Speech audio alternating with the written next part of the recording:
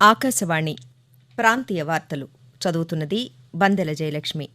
ముఖ్యాంశాలు: మహాత్మాగాంధీ, లాల్ బహదూర్ శాస్త్రిల జయంతి సందర్భంగా ఆ మహనీయులకు దేశవ్యాప్తంగా ప్రజలు ఘనంగా నివాళులర్పిస్తున్నారు. మహాత్ముడు ప్రవచించిన సత్యం, అహింసా సిద్ధాంతాలు ప్రపంచానికి నూతన మార్గం చూపాయని రాష్ట్రపతి ద్రౌపది ముర్ము అన్నారు.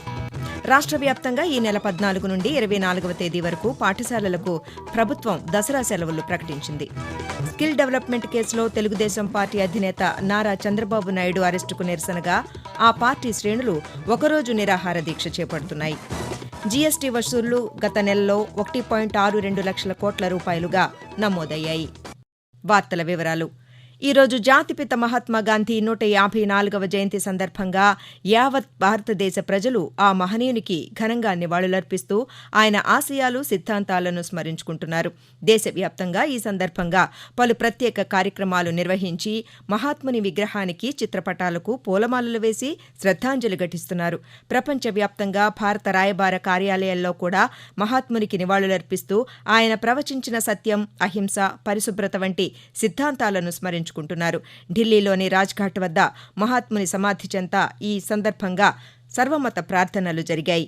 భారత రాష్ట్రపతి ద్రౌపది ముర్ము, ఉపరాష్ట్రపతి జగదీప్ ధంఖడ్, ప్రధానమంత్రి నరేంద్ర మోదీ, లోక్సభ స్పీకర్ ఓం బిర్లా, కేంద్ర మంత్రులు హర్దీప్ సింగ్ పురి, డాక్టర్ జితేంద్ర సింగ్, మీనాక్షి లేఖి, కాంగ్రెస్ అధ్యక్షులు మల్లికార్జున్ ఖర్గే తదితరులు మహాత్ముని సమాధిని సందర్శించి పుష్పగుచ్చాలు ఉంచి నివాళులర్పించారు. కాగా సత్యం, అహింస వంటి మహాత్ముని సిద్ధాంతాలు ప్రపంచానికి నూతన మార్గం చూపాయని రాష్ట్రపతి తన సందేశంలో పేర్కొన్నారు. స్వాతంత్ర్యోద్యమం సందర్భంగా మహాత్ముడు చేసిన బోధనలు ప్రతి ఒక్కరిని ఉత్తేజితులను చేశాయని, చరిత్ర గతిని మార్చివేశాయని రాష్ట్రపతి పేర్కొన్నారు. బాపు అడుగుజాడలలో నడవాలని మనందరం ప్రతినపూనుదామని ఉపరాష్ట్రపతి జగదీప్ ధన్ఖడ్ తన సందేశంలో పిలుపునిచ్చారు. మహాత్ముని బోధనలు మనకు నిరంతరం వెలుగు చూపుతున్నాయని ప్రధానమంత్రి నరేంద్ర మోదీ అన్నారు. గాంధీ ప్రభావం ప్రపంచ మానవాళిపై గణనీయమైన ప్రభావం చూపుతోందని, ఆయన సిద్ధాంతాలు, ఆలోచనా ధోరణి శాంతి సామరస్యాల సాధన దిశగా యువతకు మార్గం చూపుతున్నాయని కూడా ప్రధానమంత్రి పేర్కొన్నారు. ఇలా ఉండగా జై జవాన్ జై కిసాన్ నినాదంతో దేశ ప్రజల హృదయాల్లో స్థిర స్థానం సంపాదించి దేశాభివృద్ధికి అనేక విధాలుగా సేవలందించిన మాజీ ప్రధానమంత్రి లాల్ బహదూర్ శాస్త్రి జయంతి సందర్భంగా కూడా దేశ ప్రజలు ఆ మహనీయునికి ఘనంగా నివాళులర్పిస్తున్నారు. ఈ సందర్భంగా ఢిల్లీలోని విజయ్ఘాట్లోని లాల్ బహదూర్ శాస్త్రి సమాధిని ప్రధానమంత్రి నరేంద్ర మోదీ సందర్శించి పుష్పగుంచాలు ఉంచి నివాళులర్పించారు. లాల్ బహదూర్ శాస్త్రి ఎంతో చిత్తశుద్దితో దేశానికి అందించిన సేవలు, ఆయన సాదాసీదా జీవితం ప్రస్తుత తరాలకు మాత్రమే కాకుండా భవిష్యత్ తరాలకు కూడా మార్గదర్శకంగా నిలుస్తాయని నరేంద్ర మోదీ తన సందేశంలో పేర్కొన్నారు. మరొకవైపు మహాత్మాగాంధీ జయంతిని ఈరోజు అంతర్జాతీయ అహింసా దినోత్సవంగా కూడా నిర్వహిస్తున్నారు. మహాత్మాగాంధీ త్యాగం, బోధనలు భారత జాతికి ఎప్పటికీ మార్గదర్శకంగా నిలుస్తాయని రాష్ట్ర గవర్నర్ ఎస్ అబ్దుల్ నజీర్ పేర్కొన్నారు. గాంధీ అనుసరించిన శాంతియుత నిరసనలను ప్రపంచవ్యాప్తంగా ప్రజలు అనుసరించారని, నాయకులకు ఇవి ప్రేరణగా కూడా నిలిచాయని ఆయన ఒక ప్రకటనలో తెలిపారు. కాగా మహాత్మాగాంధీ బోధనలను ఆదర్శంగా తీసుకుని రాష్ట్ర ప్రజల సంక్షేమమే ధ్యేయంగా పరిపాలన చేస్తున్నామని ముఖ్యమంత్రి వైఎస్ జగన్మోహన్ రెడ్డి ట్విట్టర్ మాధ్యమంలో పేర్కొన్నారు. గ్రామ, వార్డు సచివాలయాల ఏర్పాటు ద్వారా గాంధీ కలలు కన్న గ్రామ స్వరాజ్యాన్ని నిజం చేశామని, భవిష్యత్తులో కూడా మహాత్ముని మార్గంలోనే పయనిస్తామని ముఖ్యమంత్రి అన్నారు. రాష్ట్ర వ్యాప్తంగా మహాత్మాగాంధీ జయంతి వేడుకలు ఘనంగా జరుగుతున్నాయి. తిరుపతిలో జరిగిన గాంధీ జయంతి వేడుకల్లో విద్యుత్, అటవీ, భూగర్భ గనుల శాఖ మంత్రి పెద్దిరెడ్డి రామచంద్రారెడ్డి పాల్గొని గాంధీ చిత్రపటానికి పూలమాలలు వేసి నివాళులర్పించారు. మహాత్మాగాంధీ పోరాటంతోనే మనకు స్వాతంత్ర్యం లభించిందని ఆయన పేర్కొన్నారు. ఈరోజు విజయవాడ సెంట్రల్ నియోజకవర్గంలోని గాంధీహిల్తో పాటు పలు ప్రాంతాల్లో శాసనసభ్యులు, ఆంధ్రప్రదేశ్ ప్లానింగ్ బోర్డు సభ్యులు మల్లాది విష్ణు గాంధీ విగ్రహానికి పూలమాలలు వేసి ఘనంగా నివాళులర్పించారు. ఈ కార్యక్రమంలో పలువురు ప్రజాప్రతినిధులు పాల్గొన్నారు. ఒంగోలులో జరిగిన గాంధీ జయంతి కార్యక్రమంలో ప్రకాశం జిల్లా కలెక్టర్ ఏఎస్ దినేష్ కుమార్ పాల్గొని గాంధీ విగ్రహానికి పూలమాలలు వేసి నివాళులర్పించారు. కాగా శ్రీకాకుళంలో జిల్లా కలెక్టర్ శ్రీకేష్ లాట్కర్ పాల్గొని మహాత్మాగాంధీకి నివాళులర్పించారు. గుంటూరులో జరిగిన గాంధీ జయంతి కార్యక్రమంలో జిల్లా కలెక్టర్ ఎం వేణుగోపాల్ రెడ్డి మహాత్మాగాంధీ విగ్రహానికి పూలమాలలు వేసి నివాళులర్పించారు. ఒక్క అడుగు స్వచ్ఛత వైపు అంటూ భారత ప్రధానమంత్రి నరేంద్ర మోదీ ఇచ్చిన పిలుపు మహోద్యమంలా సాగుతోంది. 2014 అక్టోబర్ 2వ తేదీన ప్రారంభమైన స్వచ్ఛ భారత్ అభియాన్ భారత్ను స్వచ్ఛంగా తీర్చిదిద్దుతోంది.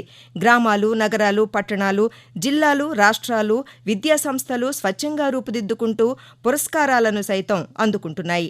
స్వచ్ఛ భారత్ అభియాన్ 2.0, స్వచ్ఛతా హీ సేవ, స్వచ్ఛ సర్వేక్షణ్ కార్యక్రమాలతో దేశం స్వచ్ఛత దిశగా పయనిస్తోంది. గాంధీ జయంతిని పురస్కరించుకుని సెప్టెంబర్ 15 నుంచి అక్టోబర్ 2వ తేదీ వరకు స్వచ్ఛతా హీ సేవ కార్యక్రమాలు జరుగుతున్నాయి. ఈ సందర్భంగా ఆకాశవాణి విజయవాడ కేంద్ర సిబ్బంది, deputy director general M Someswararao ఆధ్వర్యంలో ఆకాశవాణి ప్రాంగణంలో స్వచ్ఛతా హీ సేవ కార్యక్రమం కింద పరిశుభ్రత కార్యక్రమాన్ని నిర్వహించారు. ఆకాశవాణి ప్రాంతీయ వార్తలు వింటున్నారు. గాంధీ జయంతి సందర్భంగా కృష్ణా జిల్లా మచిలీపట్నంలో ఈరోజు జరిగిన ఒక కార్యక్రమంలో జనసేన అధ్యక్షులు కె పవన్ కళ్యాణ్ గాంధీ చిత్రపటానికి పూలమాలలు వేసి నివాళులర్పించారు. రాష్ట్ర ప్రభుత్వం హింసాకాండకు పాల్పడుతున్నందుకు నిరసనగా మౌనదీక్ష చేపట్టారు. పవన్ కళ్యాణ్తో పాటు ఇతర పార్టీ శ్రేణులు కూడా ఈ కార్యక్రమంలో పాల్గొన్నాయి. రాష్ట్రంలో పాఠశాలలకు ఈ నెల 14 నుండి 24వ తేదీ వరకు ప్రభుత్వం దసరా సెలవులు ప్రకటించింది. అనంతరం ఈ నెల 25వ తేదీ నుండి తరగతులు పునఃప్రారంభమవుతాయి. కాగా రాష్ట్రంలో ఈ నెల 3వ తేదీ నుండి 6వ తేదీ వరకు పాఠశాల విద్యాశాఖ ఫార్మేటివ్ అసెస్మెంట్ FA2 పరీక్షలు నిర్వహించనుంది. అన్ని యాజమాన్యాల ప్రాథమికోన్నత, ఉన్నత పాఠశాలల్లో 6 నుండి 10వ తేదీ వరకు విద్యార్థులకు నిర్దేశించిన సిలబస్ ప్రకారం పరీక్షలు నిర్వహిస్తారు.